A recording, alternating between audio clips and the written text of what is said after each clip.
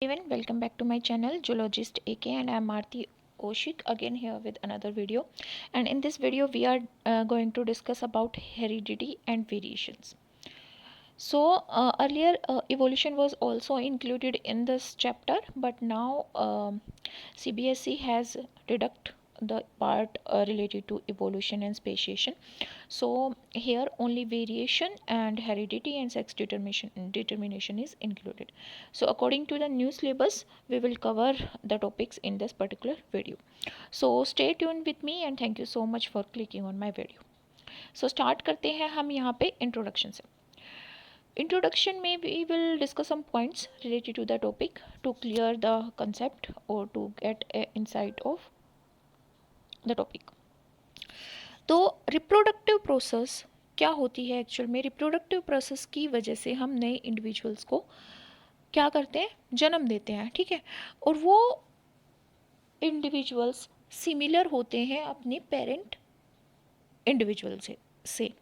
मतलब बात ये है कि वेरिएशंस तो आएंगी, but if you will look at yourself and if you will look at your parents, what you will see, they too have two hands, two eyes, one nose, two lips, and the hair on the body and mammary glands, and the same feature you have and same feature your parents have, but there will be some variations, but you will resemble one of your parent. तो यहाँ पे reproductive process की वजह से new individuals तो आते हैं जो सिमिलर भी होते हैं और कुछ वेरिएशंस भी आते हैं. ठीक है, thus the similarities between parents and offspring किसकी वजह से है, हेरिडिटी की वजह से. तो हेरिडिटी है क्या एक्चुअल में. हेरिडिटी का मतलब है जीन्स का. जीन क्या है, फंडामेंटल यूनिट ऑफ हेरिडिटी. और हेरिडिटी क्या है, जनरेशन टू जनरेशन कुछ करेक्टर्स और हम बोले तो ट्रेट्स का पास ऑन होना. ट्रेड्स क्या है, एनाटॉमिकल फीचर्स, मॉर्फोलॉजिकल फीचर्स, इनका एक जनरेशन से दूसरी जनरेशन में पास ऑन होना हमारी हेरिडिटी कहलाता है.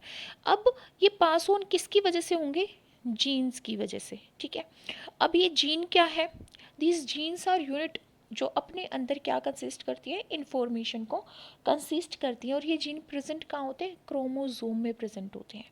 ठीक है, डीएनए का पार्ट फॉर्म करते हैं. एंड द डिसिमिलरिटी किसकी वजह से आ रही है, वेरिएशंस की वजह से. फॉर एग्जांपल हम बात करें ह्यूमन पॉपुलेशन की.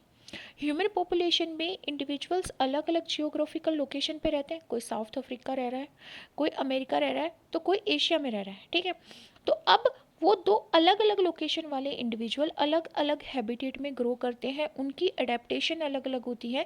उनका इम्यून सिस्टम की जो कैपेबिलिटी है कि वो कोल्ड इन्वायरमेंट में सर्वाइव कर सकते हैं या हॉट क्लाइमेट में, टेम्परेट में सर्वाइव कर सकते हैं, वो सब अलग अलग है. बट अगर दोनों मेट करते हैं, अपोजिट पीपल, दो अलग अलग लोग अगर मेटिंग करते हैं, तो उनके जीन मिलके एक नया इंडिविजुअल मतलब एक नया बेबी यहाँ पे बोर्न करते हैं, जिसकी वजह से उस बेबी में दोनों के करेक्टर आते हैं. तो वेरिएशंस क्रिएट होती हैं. Continuity of life is maintain through heredity and evolution. तो जो ये लाइफ की कंटिन्यूटी है वो रिप्रोडक्शन से ही मेंटेन हो रही है. अगर एक स्पीसीज आगे रिप्रोडक्शन ना करे और बच्चे पैदा ना करे तो वो स्पीसीज तो एक्सटिंक्ट हो जाएगी ना. तो हेरिडिटी की वजह से कि हम अपने जैसे इंडिविजुअल पास ऑन कर रहे हैं, उसकी वजह से हमारी लाइफ कंटिन्यू है. बट अगर वेरिएशंस ना आए और ये वेरिएशंस अक्यूमुलेट ना हो तो कोई नई स्पीसीज जनरेट नहीं होगी. ठीक है, अगर हम चिंपैंजीज की बात करें या फिर हम एप्स की बात करें, तो एप्स के बाद तो बहुत ज़्यादा इवोल्व हो गए ना ह्यूमन बींग्स. तो अगर वो इवोल्व हुए तो किस वजह से हुए हैं, क्योंकि पहले थोड़ी थोड़ी वेरिएशंस आई. ठीक है, हमारा जो ब्रेन है, ब्रेन की शेप चेंज हुई, हमारा सेरिब्रम का साइज़ इंक्रीज़ हुआ. ठीक है, हमारे फेशियल जो बोन स्ट्रक्चर है हमारा वो चेंज हुआ, हमारा पोस्चर चेंज हुआ. पहले हमारी पोस्चर अलग होता था, अब हमारा पोस्चर इरेक्ट हो गया है. तो वो सारी चीज़ें कैसे हुई, थोड़ी थोड़ी वेरिएशन आती गई और वो वेरिएशन अक्यूमुलेट हो गई और हम एक नई स्पीसीज में इवोल्व हो गए, होमो सेपियंस में. तो हेरिडिटी क्या एक्सप्लेन करती है, ये एक्सप्लेन करती है कि ऑर्गेनिज्म रिजेंबल करते हैं एक दूसरे को, क्योंकि वो एक कॉमन एंसेस्टर से, एंसेस्टर क्या होता है, पूर्वज, एक कॉमन पूर्वज से वो क्या होते हैं, अराइज होते हैं. अब इवोल्यूशन क्या है, evolution is the orderly change of various forms. Order में चेंज हुआ है। ऑर्डरली चेंज का मतलब क्या है, वन बाय वन चेंज होता गया, मतलब कुछ वेरिएशंस आती गई through a slow but continuous process. It give rise to new complex body, और एकदम से उन्होंने एक अलग बॉडी डिज़ाइन दे दिया, मतलब एक अलग स्पेसिस जनरेट कर दी। While the simpler body design continue to flourish, जो सिंपल बॉडी डिज़ाइन था वो तो चल ही रहा है, बट उस पॉपुलेशन में एक कॉम्प्लेक्स बॉडी डिज़ाइन भी आ गया, जिसकी वजह से एक नई स्पेसिस ग्रो हो गई। Heredity, the transfer of characters और trait from the parents to their offspring is called heredity. Characters का, ट्रेट्स का, फीचर्स का, ठीक है, ट्रांसफ़र होना, जैसे मेरा कलर है, ठीक है, मेरे आइरिस का कलर है, मेरी आई की शेप है, मेरा हेयर कलर है, ठीक है, मेरे फीचर्स हैं, मेरी हाइट है, ठीक है, ये सब मेरे कहाँ से आएंगे, ये करेक्टर्स मेरे पेरेंट्स से आएंगे। तो ये ट्रेट मेरे पेरेंट्स से मेरे में ट्रांसफ़र होना क्या है, हेरिडिटी।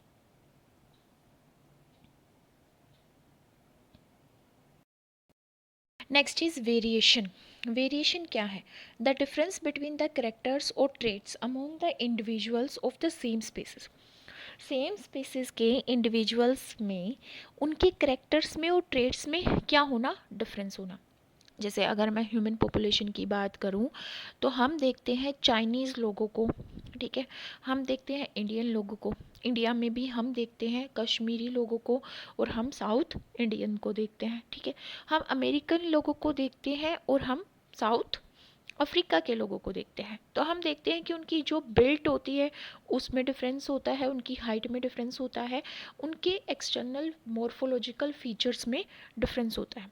तो इन डिफरेंसेस की वजह से क्या आती है, वेरिएशंस आती हैं। सेम स्पेसिस में इन करेक्टर्स में, ट्रेट्स में चेंज होना, मतलब डिफरेंस आना, क्या कहलाती है, वेरिएशंस। अब इम्पोर्टेंस क्यों है वेरिएशंस की, वेरिएशंस की इम्पोर्टेंस क्यों है, इम्पोर्टेंस इसलिए है because they enable the organism to adapt them in changing environment. For example, मैं यहाँ से जाके और साउथ अफ्रीका में सेटल डाउन हो जाऊँ तो क्या होगा, मेरे यहाँ पे जो मेरी अडेप्टेशंस थी टेम्परेट इन्वायरमेंट के अकॉर्डिंग, और वहाँ पे जब मैं जाऊँगी तो मेरे को उस इन्वायरमेंट के अकॉर्डिंग, वहाँ की फूड अवेलेबिलिटी के अकॉर्डिंग, वहाँ के टेम्परेचर के अकॉर्डिंग मेरे को क्या करना पड़ेगा, मेरी बॉडी को अडेप्ट करना पड़ेगा। तो वेरिएशंस क्या फॉर्म करती हैं, बेसिस ऑफ हेरिडिटी। अगर मेरे अंदर कुछ चेंजेस आते हैं तो मेरे ऑफस्प्रिंग में वो चेंजेस जाने के चांसेस हाई हो जाते हैं। They form raw material for evolution and development of new species. और जो ये वेरिएशंस आ रही हैं ये इवोल्यूशन का रॉ मटेरियल है, और नई स्पीसीज की डेवलपमेंट में भी ये रॉ मटेरियल है। मतलब ये वेरिएशंस अक्यूमुलेट होती जाएंगी और एक नया कॉम्प्लेक्स ऑर्गेनिज्म जनरेट कर देंगी, जिसकी वजह से एक नई स्पीसीज फॉर्म होगी। इसलिए ये एक नई स्पीसीज को डेवलप कर रही हैं। वेरिएशंस मे और may not help organism to survive. कभी कभी ऐसी म्यूटेशन आ जाती हैं जो एबनॉर्मल ऑफस्प्रिंग प्रोड्यूस करती हैं, और वो ऑफस्प्रिंग इन्वायरमेंटल कंडीशन में सर्वाइव नहीं कर पाता, अडेप्ट नहीं कर पाता, ठीक है। इस वजह से क्या होता है, यहाँ पे वेरिएशंस आती हैं। अब यहाँ पे हम देख रहे हैं, हमारे पास बीटल है, ठीक है, रेड कलर की और ग्रीन कलर की बीटल है। अब जो क्रो है यहाँ पे, वो किसकी, कौन सी स्पीसीज पे फीड कर रहा है, रेड बीटल पे, जिसकी वजह से रेड बीटल की पॉपुलेशन कम होगी और ग्रीन बीटल अपने आप को डिवाइड करके क्या होने लगी, वो ज़्यादा हो गई। तो हमारा जो क्रो है वो तो रेड बीटल पे फीड कर रहा है, पर जो ग्रीन बीटल है वो अपने आप को हाइड करने में कैपेबल होती है, प्लांट्स में, लीव्स में, वो क्या हो जाती है, हम जो क्रो है उसको डिफ्रेंशिएट नहीं कर पाता, क्योंकि क्या है, कलर सेम है। तो जो ग्रीन बीटल है वो सर्वाइव कर जाती है। अब एक नई पॉपुलेशन होती है जहाँ पे हमारी क्या है, रेड बीटल्स अबेंडेंट है। अब वहाँ पे क्या आती हैं, ब्लू बीटल्स, ठीक है। अब रेड बीटल्स बहुत ज़्यादा है पर ब्लू बीटल्स क्या है, कम है। बट वहाँ पे क्या है, अब बीटल का साइज़ बहुत कम होता है और एलिफेंट का साइज़ बहुत ज़्यादा होता है। तो उन पॉपुलेशन को अलग करने के लिए क्या होता है, एलिफेंट वहाँ पे आ जाता है, और एलिफेंट के फुटप्रिंट की वजह से उनमें से कुछ इंडिविजुअल्स ब्लू कलर वाले, जो ब्लू बीटल्स थी, वो सेपरेट हो जाते हैं। वो इंटरब्रीडिंग करते हैं, एक दूसरे के साथ ब्रीडिंग करते हैं, intra breeding, not interbreeding, yes interbreeding करते हैं, not intrabreeding. Intrabreeding means between two different species. तो यहाँ पे क्या है, इंटरब्रीडिंग होती है। इंटरब्रीडिंग की वजह से इंडिविजुअल अपने में ही एक दूसरे के साथ क्या करते हैं, मेटिंग करते हैं, और उसके थ्रू वो आगे बहुत सारे ऑफ स्प्रिंग्स को रिप्रोड्यूस करते हैं और एक नई पॉपुलेशन बना देते हैं ब्लू बीटल्स की। ठीक है, तो ये एक सेपरेट हो गई पॉपुलेशन, किसकी वजह से, वेरिएशन आने की वजह से हुई सेम स्पीसीज के इंडिविजुअल में। जैसे यहाँ पे क्या वेरिएशन आई, सबसे पहले ब्लू बीटल फॉर्म हुई। अब यहाँ पे हम देख सकते हैं कि हमारी जो लार्ज साइज़ की बीटल थी फिर वो स्मॉल साइज़ की हुई, पर वो सर्वाइव नहीं कर पाई, जिसकी वजह से दोबारा हमारी लार्ज साइज़ की बीटल आई, क्योंकि उनका सर्वाइवल रेट ज़्यादा था, उनकी एडेप्टेशन ज़्यादा थी। सो ये क्या शो करता है कि वेरिएशंस हमारी एडेप्टेशंस में हेल्पफुल भी होती हैं, न्यू स्पीसीज को जनरेट करने में भी हेल्पफुल होती हैं, नई पॉपुलेशन भी फॉर्म करती हैं, और कभी कभी वो किसका, एक स्पीसीज के एक्सटिंक्शन का कारण भी बनती है। अब मैं एग्जांपल देते हैं वेरिएशंस का which help organisms to survive. We can see here that there are some beetles which are living in green bushes. तो अब वो इंक्रीज करेंगी अपना नंबर कैसे, रिप्रोडक्शन के थ्रू, रिप्रोडक्शन के थ्रू ही वो अपनी पॉपुलेशन को बढ़ा सकती हैं। अब जो क्रॉस स्पीसीज है वो ईजिली किसको विजुअलाइज कर सकता है, वो किसको देख सकता है, वो रेड बीटल्स को, क्योंकि वो डिफ्रेंशिएट कर सकता है रेड बीटल्स को किसमें, बुशेस में। बट जो ग्रीन है वो बुशेस में हाइड हो जाएंगी, तो वो किसको ईट करेगा, वो किस पे फीड करेगा, वो रेड बीटल्स पे फीड करेगा।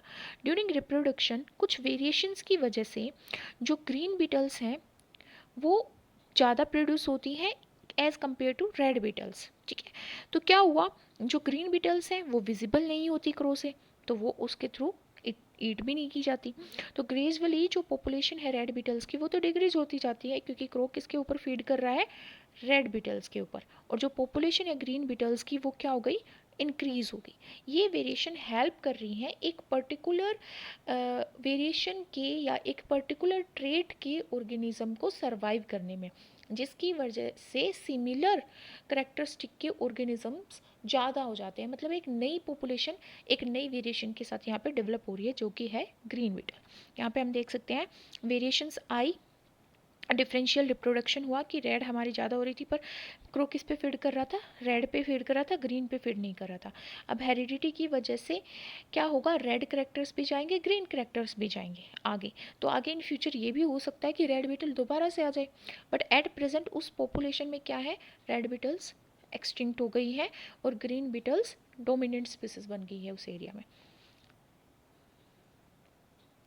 सम variation do not help organism to survive. जब हम सेक्सुअल रिप्रोडक्शन की बात करते हैं तो एक क्लियर वेरिएशन यहाँ पे आ रही है किसमें, रेड बीटल्स में, एंड कुछ हमारी ब्लू बीटल्स आ रही हैं जो हमने पीछे डायग्राम में देखा था, इंस्टेड ऑफ रेड बीटल्स।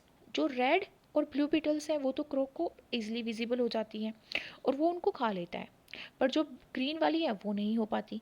तो यहाँ पे हम क्या देख रहे हैं कि रेड और ब्लू एक्सटिंक्ट क्यों हुई, क्योंकि क्रो उसके ऊपर फीड कर रहा था और उनके अंदर वेरिएशन आने की वजह से ही ब्लू हमारी बीटल्स बनी थी, बट वो सर्वाइव नहीं कर पाई। तो कुछ वेरिएशंस हैं जो ऑर्गेनिज्म को हेल्प नहीं करेंगी सर्वाइवलशिप में। थर्ड है एक्वायर्ड ट्रेड्स। एक्वायर्ड ट्रेड्स का मतलब ये है कि मैं अपनी एक मसल्स को आज बहुत ज़्यादा यूज़ कर रही हूँ, तो वो मेरी मसल क्या हो जाएगी, वो मेरी मसल अच्छी हो जाएगी, मतलब वो ग्रो करेंगी, वो एडवांस हो जाएंगी। जैसे लमार्क ने एक थ्योरी दी थी एक्वायर्ड करेक्टर के ऊपर कि इनहेरिटेंस ऑफ एक्वायर्ड करेक्टर, तो वो उसमें यही बोलता है कि जो ऑर्गन हम बहुत ज़्यादा यूज़ करते हैं वो हमारा बेटर होता जाता है विद टाइम, और बहुत ज़्यादा चांसेस बढ़ जाते हैं अगर हम कॉन्टीन्यूसली उस ऑर्गन को यूज़ कर रहे हैं जनरेशन टू जनरेशन, तो वो हमारी आगे फ्यूचर की जनरेशन में पास ऑन होने के ज़्यादा चांसेस हो जाते हैं। जैसे हम जिराफ की नेक का एग्जांपल ले सकते हैं यहाँ पे। ठीक है, जब हमारी ग्रासेस एक्सटिंक्ट हो गई, ग्रासेस कम रह गई, तो वो हमारे ट्री के लीव्स पे फीड करने लग गया, जिसकी वजह से कॉन्टीन्यूसली ट्री के लीव्स पे फीड करने की वजह से उसकी नेक का साइज़ इंक्रीज़ हो गया। तो लेमार्क यहाँ पे एक थ्योरी देता है इनहेरिटेंस ऑफ एक्वायर करेक्टर की, वही यहाँ पे लागू हो रही है कि एक्वायर ट्रेट्स कभी हम बोल रहे हैं कि थ्रू आउट द जनरेशन अगर वो बहुत सारे जनरेशन में पास ऑन हो गई तो चांसेस है कि वो ऑर्गन क्या हो जाएगा, डेवलप हो जाएगा, एडवांस हो जाएगा। बट अगर हम 1-2 जनरेशन या 3 जनरेशन की बात करें तो वो एक्वायर्ड ट्रेट पास ऑन नहीं होगी। जैसे कोई बच्चा है, ठीक है, उसकी मदर एक गुड डांसर है, तो वो डांस कर रही है, वो she is a good dancer, but it's not possible that she could transfer her genes such genes to her child, कि उसका चाइल्ड भी क्या हो, एक डांसर हो, तो ये पॉसिबिलिटी नहीं है। तो यहाँ पे acquire character can not be passed from one generation to the next generation, but if it is continuously be in use throughout the population और थ्रू आउट द जनरेशन, और बहुत सारी जनरेशन में हो गया, तो बहुत सारे चांसेस बढ़ जाते हैं कि वो फ्यूचर जनरेशन में भी वो ऑर्गन एडवांस हो जाएगा। जो लेमार्क हमें एक्सप्लेन करता है जिराफ की नेक का एग्जाम्पल देके, the population of beetles increase and plants are affected by disease, अगर डिजीज के थ्रू अफेक्ट हो गए तो ग्रीन जो बिटल्स हैं वो भी विजिबल हो जाएंगी, किसको, क्रो को, और क्रो किस पे करेगा फीड, फिर ग्रीन बिटल्स पे फीड करेगा, ठीक है। तो उनका बॉडी वेट भी डिक्रीज होगा और बिटल्स भी डिक्रीज होते जाएंगे। If after a few years the availability of food increases, the body weight of the beetles also increase. This acquired trait can not be passed from one generation to the next because there is no change in their genetic composition. जैसे हम यहाँ पे देख सकते हैं, हमारे पास क्या थी, रेड बीटल थी, अगर यहाँ पे ग्रीन बीटल भी होती तो क्या होता, अगर बुशेस कम हो गई तो वो क्या कर रही हैं, फीड, उनको फूड अवेलेबिलिटी कम हो, फूड अवेलेबल नहीं हो रहा तो वो क्या होगी, उनका साइज़ डिक्रीज़ हो गया, उनका वेट कम हो गया। बट जैसे ही फूड अवेलेबल हुआ तो उनका साइज़ अगेन यहाँ पे बढ़ गया है वेट गेन करने की वजह से। तो यहाँ पे एक्वायर करेक्टर्स का मतलब ये है कि वो करेक्टर्स जो आप एक्वायर करते हो अपने लाइफ स्पेन में, but you can not pass it to your future generation. Next is accumulation of variation during reproduction. कैसे वेरिएशन अक्यूमुलेट होती हैं जब हम रिप्रोडक्शन करते हैं, सेक्सुअल रिप्रोडक्शन में हम बेसिकली बात कर रहे हैं, क्योंकि एसेक्सुअल रिप्रोडक्शन में बहुत कम चांसेस होते हैं वेरिएशन आने के, क्योंकि एक ही इंडिविजुअल, जैसे हम बैक्टीरिया की बात करें तो बाइनरी फिजन के थ्रू बैक्टीरिया क्या करता है, दो में डिवाइड करता है, तो जो एक बैक्टीरिया के अंदर फीचर होंगे वही उसकी दो डॉटर सेल के अंदर होंगे। बट अगर कुछ इन्वायरमेंटल चेंजेस हम लेके आ रहे हैं, जैसे टेम्परेचर चेंज कर दिया, ह्यूमिडिटी चेंज कर दी, या फिर न्यूट्रिशनल अवेलेबिलिटी हमने चेंज कर दी उस बैक्टीरियल पॉपुलेशन के लिए, तो उसकी डॉटर पॉपुलेशन अफेक्ट हो सकती है, मतलब उसमें कुछ वेरिएशन आ सकते हैं। अदरवाइज हमारे जो सेक्सुअल रिप्रोडक्शन है वही हमारी ज़्यादा वेरिएशन शो करता है, क्योंकि दो डिफरेंट इंडिविजुअल यहाँ पे मेट करते हैं और एक नया ऑफस्प्रिंग रिप्रोड्यूस करते हैं। When organism reproduce the offspring show minor variations, ठीक है, क्योंकि यहाँ पे डीएनए कॉपी होता है बट इनएक्यूरेटली होता है, मतलब ऐसा नहीं कि 100% है तो 100% का 100% यहाँ पे कॉपी हो जाएगा, कुछ वेरिएशंस उसमें आएंगी, ठीक है। These variation are less in asexual reproduction but more in sexual reproduction. Since DNA copying can not be possible 100% always, DNA copying always involve some variations, ठीक है, कुछ सब्टल चेंजेस आते हैं नेक्स्ट जनरेशन में। अगर ये रिप्रोड्यूस कर रहे हैं न्यू इंडिविजुअल्स को, विल, तो उस न्यू इंडिविजुअल्स में भी क्या होंगे, वही डिफरेंस आएंगे, कुछ डिफरेंसेस आएंगे that they inherit from the first generation, as well as they will create some new differences also, मतलब कुछ नई वेरिएशंस भी आएंगी। Therefore variations get accumulated generation after generation, और इसकी वजह से हमारी एक नई स्पीसीज जनरेट होती है जिसको हम स्पेशिएशन बोलते हैं थ्रू इवोल्यूशन। और ये पूरी प्रोसेस है इवोल्व होने की, एक नई स्पीसीज जनरेट होने की, इसको हम इवोल्यूशन बोलते हैं। Some variations are useful variations and they help the organism to adjust to the change in the environment, जो हमने बीटल के केस में देखा, और कुछ वेरिएशन है जिसकी वजह से वो एडजस्ट नहीं कर पाएंगे और वो मतलब एक्सटिंक्ट हो जाएंगे, डिसअपियर हो जाएंगे। Selection of variation by environmental factor क्या फॉर्म करता है, बेसिस फॉर्म करता है इवोल्यूशनरी प्रोसेस का और सर्वाइवल ऑफ फिटनेस, कि भाई वो नेचर उसको सेलेक्ट कर रही है कि वो ग्रो करे, वो अपनी पॉपुलेशन को बढ़ाए कि नहीं, ये किसके ऊपर डिपेंड करता है, उसकी एडेप्टेशन के ऊपर डिपेंड करता है। जैसे हम यहाँ पे देख सकते हैं, यहाँ पे एक इंडिविजुअल है जो हमें ब्लू कलर में शो हो रहा है, अब उस इंडिविजुअल से दो इंडिविजुअल ग्रो करते हैं, एक रेड कलर में भी है, एक ग्रीन कलर में भी है, मतलब कुछ चेंजेस आए, उसमें कुछ वेरिएशन आई।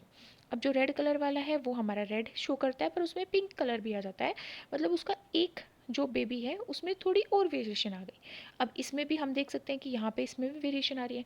इस तरह से ये वेरिएशन अक्यूमुलेट होती जाएंगी और एक नई स्पीसीज जनरेट हो जाएगी, और इस वेरिएशन का आना और एक नई स्पीसीज जनरेट होना, ये पूरी प्रोसेस क्या कहलाती है, evolution.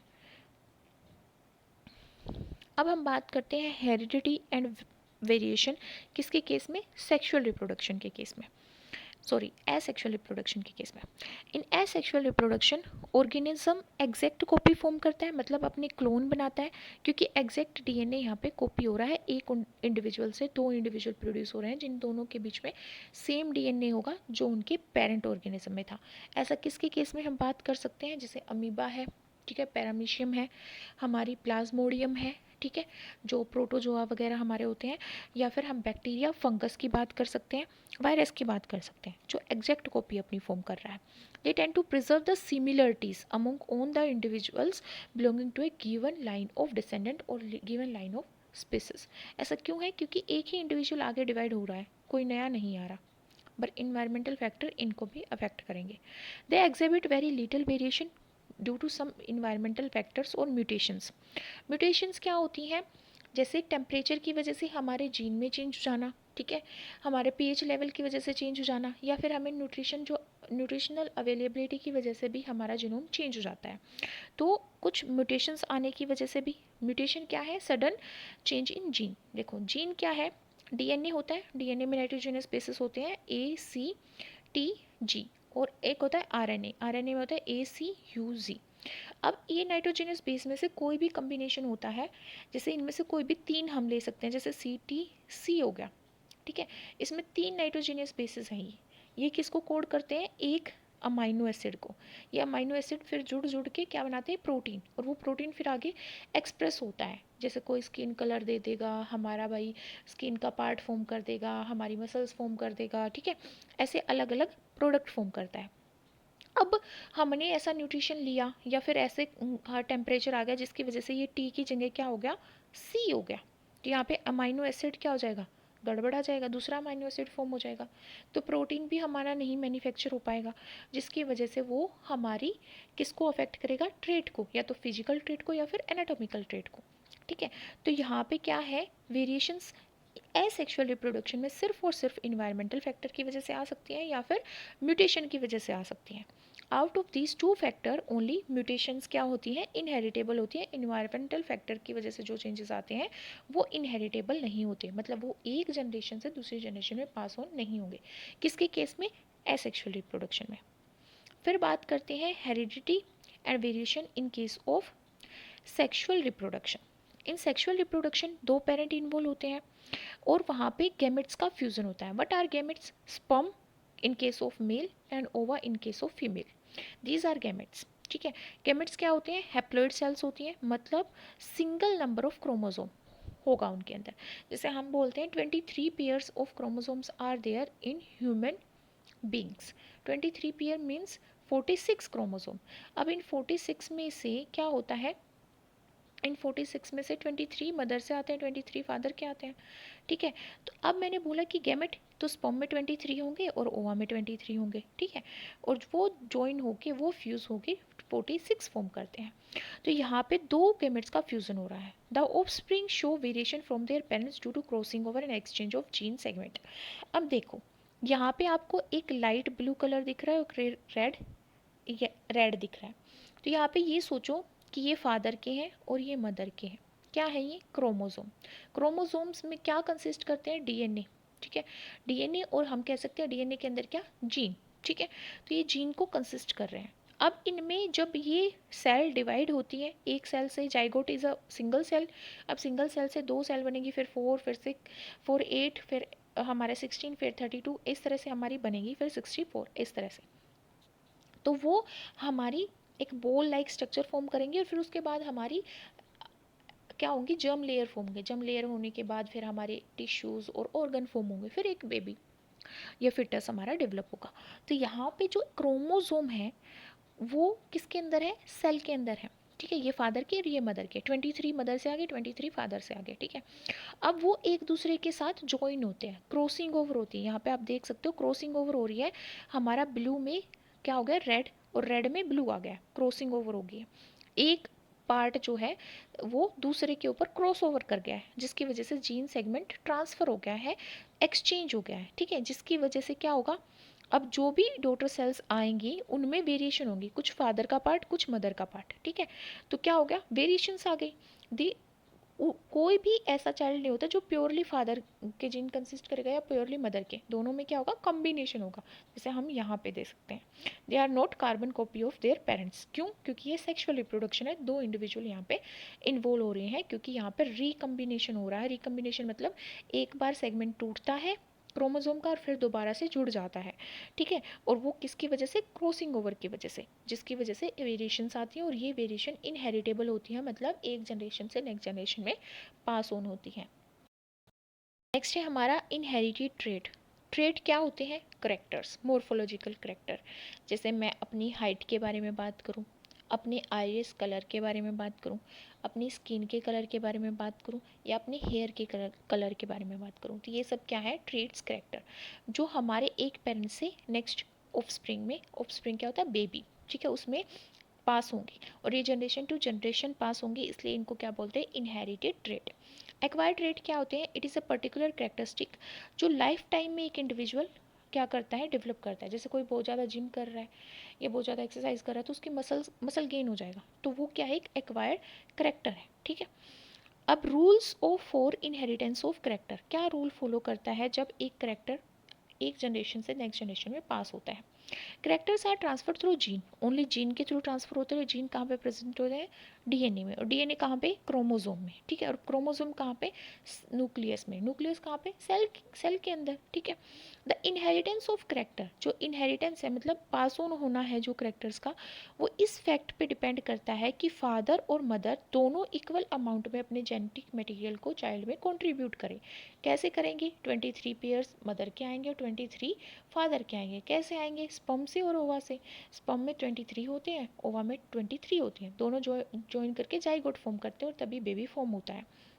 So for each trait there are 2 factors, हर एक ट्रेट के लिए 2 फैक्टर होते हैं, एक फादर से आता है और एक मदर से आता है। मतलब एलील होती हैं, जैसे हाइट के लिए एलील होंगी, एक जीन की 2 एलील होती हैं, और एक एलील उसमें से फादर से आती है और एक मदर से आती है। Gregor John Mendel conducted experiment, उन्होंने एक गार्डन पी प्लांट पे एक्सपेरिमेंट कंडक्ट किया था, और इनहेरिटेंस के रूल दिए थे कि कौन सा पैटर्न फॉलो करेंगी ये जीन्स और या एलील्स जब ये एक जनरेशन टू नेक्स्ट जनरेशन में पास ऑन होंगे, which we will discuss in our upcoming video. So if you do like my video, then please subscribe to my channel and thumbs up, and if you have any query, then write in the comment section given below. Thank you so much for clicking on my video.